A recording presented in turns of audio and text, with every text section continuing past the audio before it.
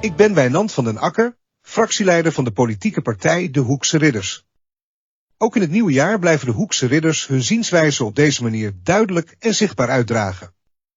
Wij geloven niet in de oude, oudbollige vergadercultuur als middel om maatschappelijke problemen aan te kaarten. Die tijd is voorbij en vraagt om verandering. De afgelopen jaren hebben laten zien dat het aanspreken van de publieke opinie een uiterst effectief instrument is om zaken daadwerkelijk in beweging te krijgen. Meerdere keren zijn door de gemeente onze aangekaarde onderwerpen opgepakt. Ze konden niet langer om deze signalen heen.